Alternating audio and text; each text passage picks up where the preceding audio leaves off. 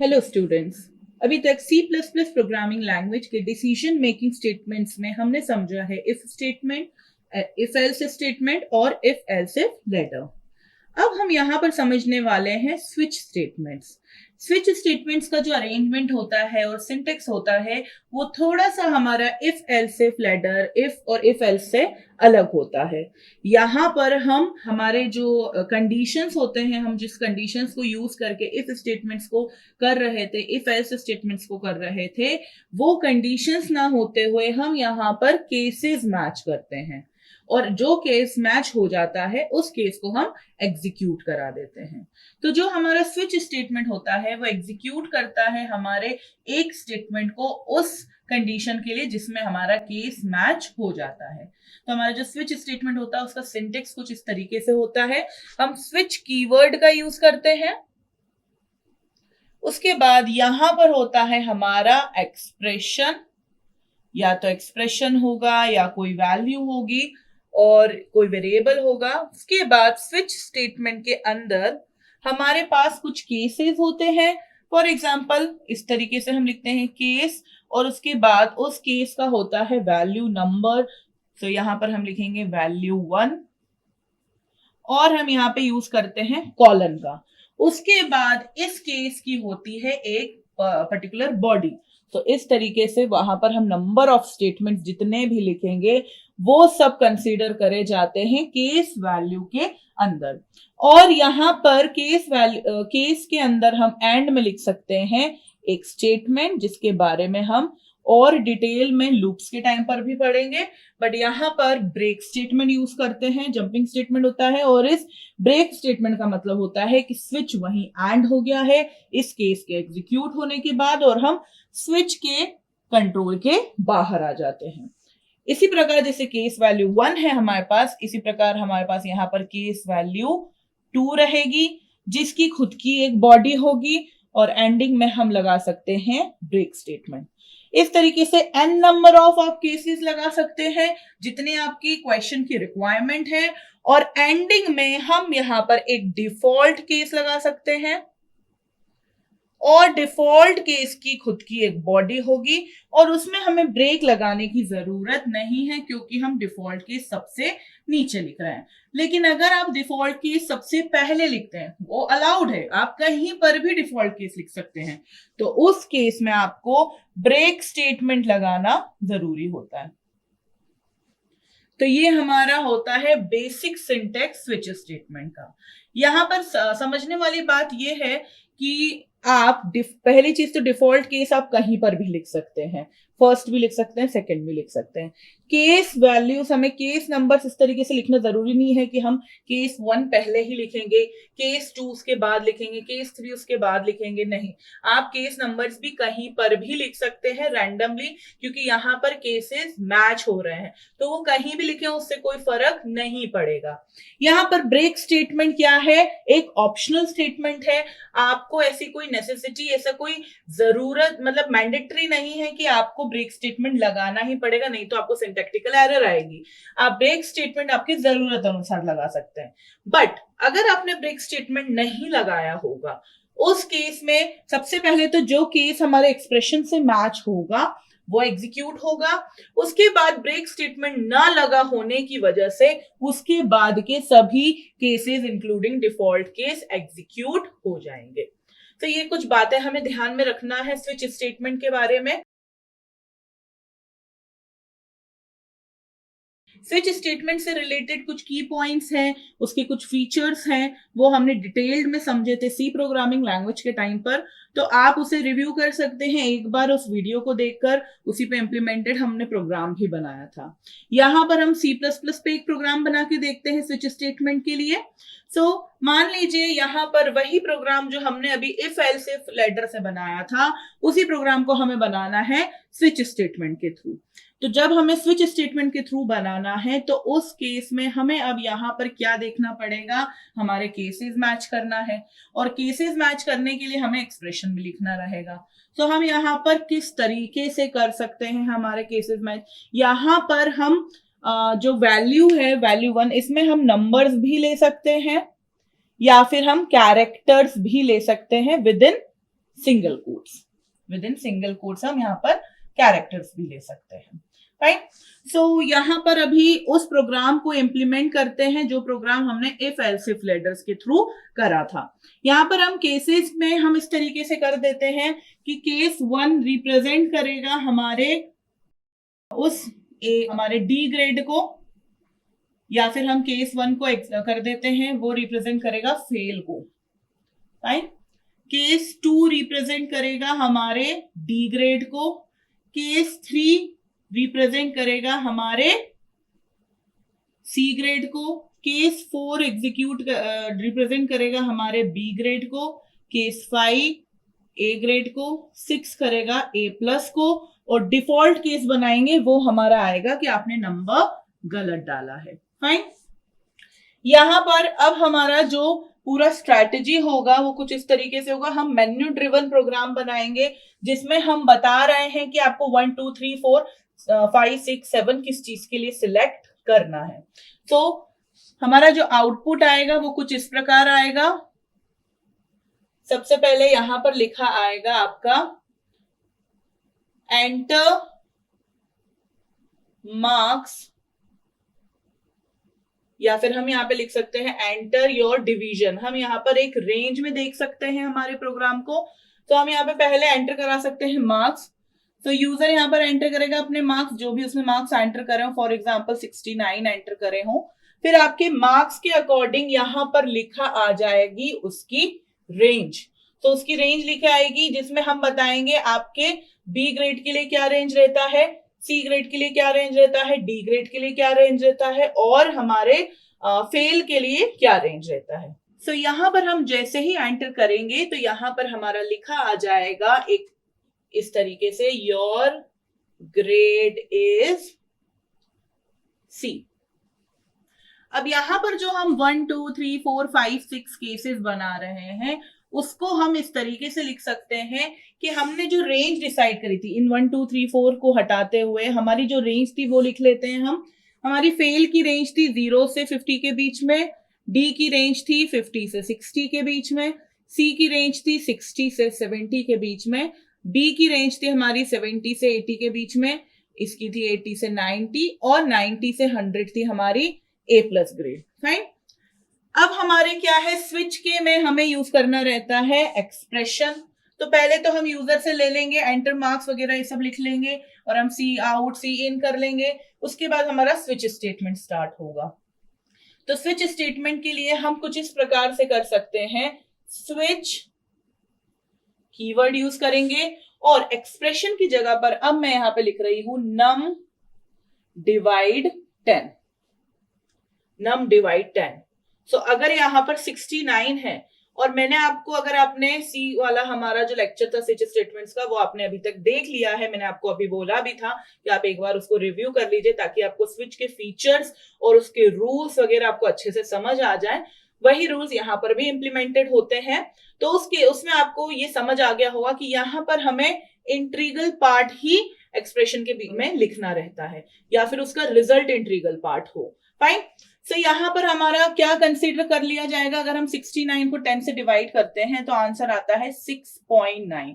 तो यहाँ पर 6 कंसीडर करा जाएगा। दैट मीन्स इसके बाद यहां से जो वैल्यू पास ऑन होगी वो 6 पास होगी। 6 पॉइंट ना पास होते हुए 6 जो इंटीजर पार्ट होगा सिर्फ वही पास ऑन होगा।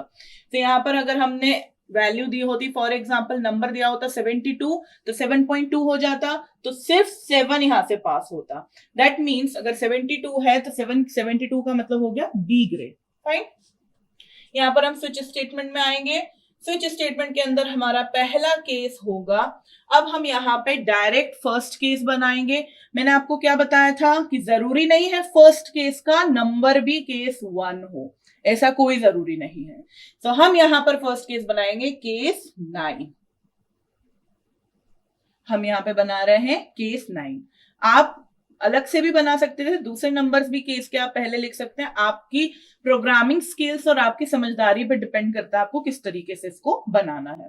सो केस 9, अब केस 9 दैट मीन्स 9 यहां से पास ऑन हो रहा है। तो 9 कब पास ऑन होगा, जब वैल्यूज हमारी 90 से 100 के बीच में रहेगी, उसी केस में पास ऑन होगा। या फिर केस 10 भी हमें लिखना पड़ेगा जिसमें सेम चीज प्रिंट होगी अगर 100 मार्क्स है तो यहाँ पे केस 9 हम यहाँ पे लिख रहे हैं सी आउट, ग्रेड हम यहाँ पे प्रिंट करा रहे हैं A+। और सेम चीज हमारी केस 10 के लिए भी प्रिंट होगी, यहां हम ब्रेक स्टेटमेंट लगा देते हैं जिसमें यहां पर होगा सी आउट A+, क्योंकि अगर बच्चे का 100 फुल मार्क्स हैं तो उस केस में हमारा केस 10 रन करेगा। अब केस 8 हमारा क्या, कौन सी वैल्यूज जाएंगी केस 8 में? 80 से लेकर हमारी जो 70 से लेकर हमारे 71, 72 हमारे जो 80s की सारी थी, सॉरी 80s से लेके 90s में 81, 82, 83, 84, 85, 86 ये सारी जाएंगी। तो यहां पर हम प्रिंट कराएंगे value c out A, fine, और ब्रेक स्टेटमेंट। इसी प्रकार हम लिखेंगे केस 7। केस 7 के लिए कौन सी वैल्यूज जा रही हैं? जिस प्रकार A के लिए केस 8 वाली गई थी, B ग्रेड वाली, फिर ब्रेक स्टेटमेंट। इसी प्रकार केस हमारा 6 रहेगा C ग्रेड के लिए, केस 5 रहेगा D ग्रेड के लिए। केस 4 बनाने की जरूरत नहीं है क्योंकि 50 के बाद के सभी नंबर क्या कंसीडर करे जा रहे हैं, यहां पर फेल कंसीडर करे जा रहे हैं। तो हम यहाँ पे डायरेक्ट डिफॉल्ट केस में लिख सकते हैं कि सभी नंबर्स क्या है उसमें हम सी आउट करा देंगे फेल। तो यहाँ पर अगर लास्ट हमारा जाएगा केस 5 जिसमें हमने सी आउट करके प्रिंट करा दिया है D, और नेक्स्ट केस हमें लिखने की जरूरत नहीं है, हम यहाँ पे लिखेंगे डायरेक्ट डिफॉल्ट जिसमें हम प्रिंट करा देंगे सी आउट फेल। और यहां पर हमारा स्विच स्टेटमेंट खत्म हो गया है। और हमने इफ एल्स इफ लेटर के टाइम पर लिखवाया था you have entered a wrong number, उसके लिए हम यहाँ पर एक इफ एल्स कंडीशन बना सकते हैं जिसमें हम इफ में कंडीशन लिख देंगे कि नंबर इज ग्रेटर देन 0 और number is less than 0 and greater than 100, तो उस केस में प्रिंट हो जाए you have entered a wrong number. तो ये हमारा स्विच का कुछ अरेंजमेंट रहेगा उसी सेम क्वेश्चन के लिए। और यहां पर हमारे वही एक्सप्रेशन के बाद आंसर्स यहाँ पर नंबर्स यहाँ पे इनपुट में जाएंगे जो केसेस हमारे 10 से डिवाइड होकर इंटीजर वाले होंगे और वो केस मैच होगा तो वो प्रिंट होंगे। तो इस प्रकार हम यहाँ पर स्विच स्टेटमेंट का यूज कर सकते हैं हमारे इफ एल्स के प्रोग्राम को भी स्विच में चेंज करने के लिए, और इसी स्विच केस के प्रोग्राम को हम इफ एल्स में भी। अब ये हमारे प्रोग्रामिंग स्टाइल पे डिपेंड करता है कि हमारे लिए ज्यादा इजी क्या पड़ रहा है। चलिए इस प्रोग्राम को एक बार हम प्रैक्टिकली इंप्लीमेंट करके देखते हैं। जैसा कि आप देख पा रहे हैं ये हमारा प्रोग्राम था जब हमने इफ एल्स इफ लैडर का यूज करके इस प्रोग्राम को एग्जीक्यूट करा था। इसमें हमें बार बार हमारे जो यहाँ पर बार बार हम नंबर का यूज कर रहे थे उसकी वजह से, बार बार नंबर वेरिएबल का यूज कर रहे थे जिसकी वजह से हमारा यहाँ पर प्रोग्राम का जो मेमोरी था वो बढ़ रहा था और ऑप्टिमाइजेशन कम हो रहा था। अब हम इसी में एग्जाम्पल में हम ये देखते हैं कि स्विच स्टेटमेंट हम किस तरीके से इंप्लीमेंट कर पाते। तो यहां से हम इसे हटा देते हैं,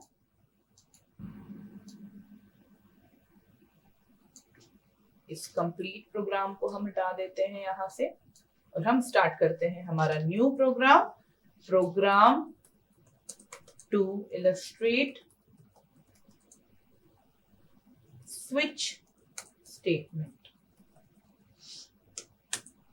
फिर से हम हेडर फाइल से इंक्लूड करेंगे iostream.h, onio.h, और हम यहाँ पर हमारा मेन फंक्शन स्टार्ट करेंगे।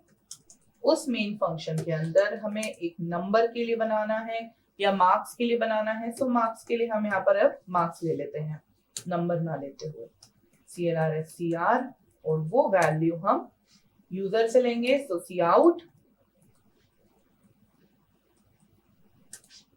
एंटर स्टूडेंट मार्क्स, और यहां पर हम सी इन करेंगे मार्क्स।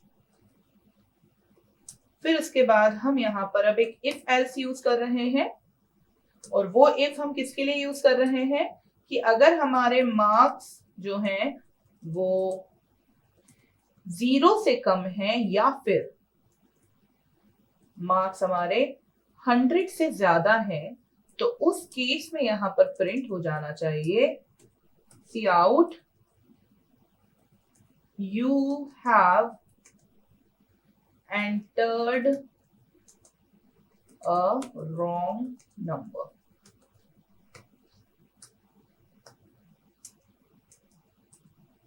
और नेक्स्ट यहां पर एल्स पार्ट में हम, अब आप देखिएगा एल्स पार्ट के अंदर हम स्विच स्टेटमेंट लिखेंगे।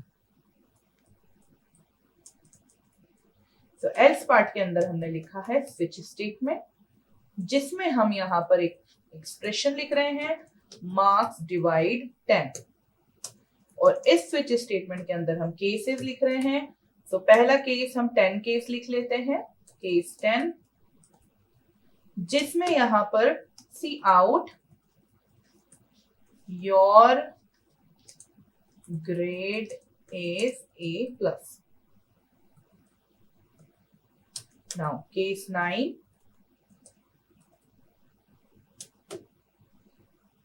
सी out your grade is A+।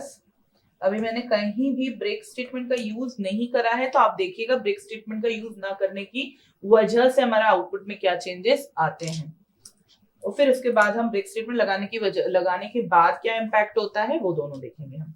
तो case 8, cout your grade is A। Next case cout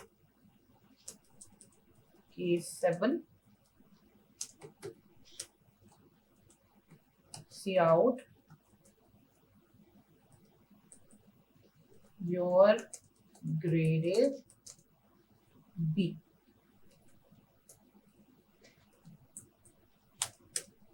case 6, cout your grade is C। Case 5, ये हमारा लास्ट केस है, cout your grade is D। Next हमारा है default case, इसमें हम करा रहे हैं cout your You are fail। और यहां हमारा स्विच स्टेटमेंट खत्म हो गया है, एल्स के अंदर लिखा था हमने, और यहां लगाएंगे गेट ch। अब इसे हम सेव कर देते हैं, कंपाइल करते हैं, नो एरर, रन करते हैं। तो enter students marks 69, your grade is C, और उसके बाद क्या लिखा आया है, your grade is D, you are fail. और ये क्यों आया है, क्योंकि हमने ब्रेक स्टेटमेंट का यूज नहीं करा था। बेसिकली ब्रेक स्टेटमेंट काम क्या करता, जैसे ही हमारा केस 6 मैच हो गया था और फिर प्रिंट कराया था योर ग्रेड इज C, उसके बाद अगर हमने ब्रेक स्टेटमेंट लगाया होता तो उस केस में हम स्विच स्टेटमेंट के बाहर आ जाते। लेकिन यहां पर क्योंकि ब्रेक स्टेटमेंट नहीं लगा है, तो सबसे पहले तो हमारा कंट्रोल जो है वो स्विच के एक्सप्रेशन का जो आंसर आएगा उसे पर्टिकुलर केस से मैच कर देगा, और जो मैच्ड केस होगा उसे एग्जीक्यूट कर देगा। उसके बाद जितने भी केसेस इंक्लूडिंग डिफॉल्ट केस जो लिखे होंगे वो सब एग्जीक्यूट हो जाएंगे।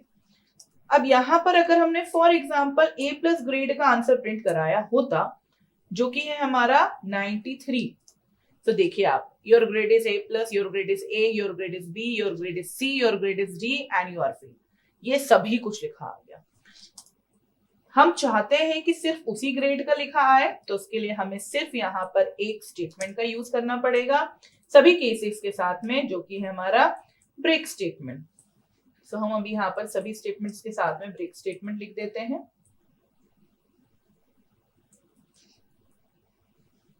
इन सभी शॉर्ट कीज को आप बहुत इजीली देख सकते हैं आपके पास, आप अगर टर्बो C++ कंपाइलर को सही से एक बार एनालाइज करेंगे तो आपको समझ आ जाएगा कि शॉर्ट कीज किस तरीके से हमें यूज करने हैं कॉपी पेस्ट कट इन सब चीजों के लिए।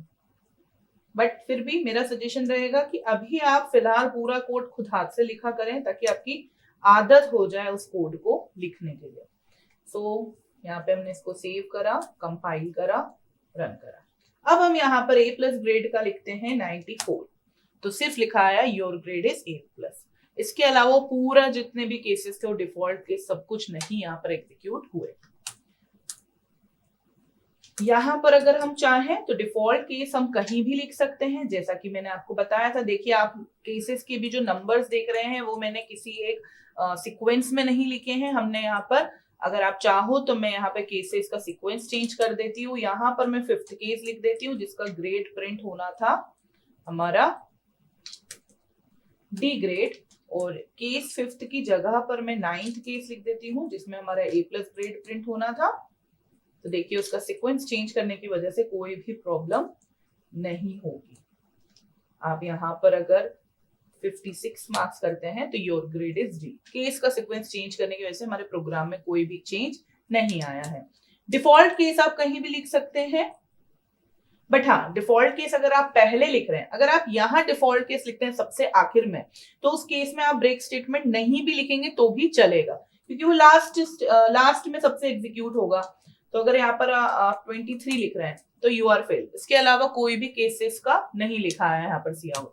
लेकिन अगर आपने बिना ब्रेक स्टेटमेंट के डिफॉल्ट स्टेटमेंट लिख दिया हमारे सबसे पहले या कहीं बीच में, तो उस केस में हमारा क्या हो जाएगा, ये देखिए आप, मैं इसे यहां से कट करती हूं और ये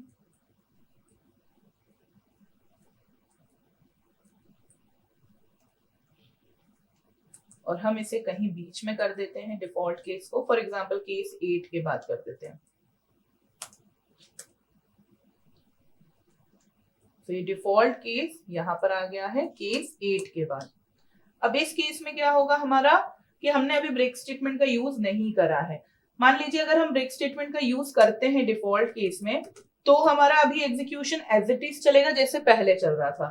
इसे हम कंपाइल कर देते हैं और रन कर देते हैं। अब हम यहाँ पर 23 फेल का डाल रहे हैं, यू आर फेल, और कोई केसेस लिखे नहीं आए। लेकिन अगर यहाँ पर मैंने इस केस में ब्रेक स्टेटमेंट का यूज नहीं किया होता तो क्या होता हमारा, इसे कंपाइल करते हैं, रन करते हैं। 12 ये फेल केस है हमारा, तो you are fail and your grade is B. That means break ना लगे होने की वजह से उसके बाद जो केस लिखा था बी ग्रेड का वो यहाँ पर प्रिंट हो गया। इसलिए अगर हम डिफॉल्ट केस बीच में यूज कर रहे हैं तो हमारे प्रोग्राम के अनुसार हमें वहां पे ब्रेक स्टेटमेंट का यूज करना पड़ता है। लेकिन अगर आपने एंडिंग में डिफॉल्ट केस यूज करा है तो उस केस में आपको ब्रेक स्टेटमेंट का यूज डिफॉल्ट में नहीं करना चाहिए, जरूरत ही नहीं होती है क्योंकि वो सबसे लास्ट में एग्जीक्यूट होता है इस कारण। तो ये था हमारा स्विच स्टेटमेंट जिसमें हमने समझा कि प्रोग्रामिंग हम C++ में किस तरीके से करते हैं।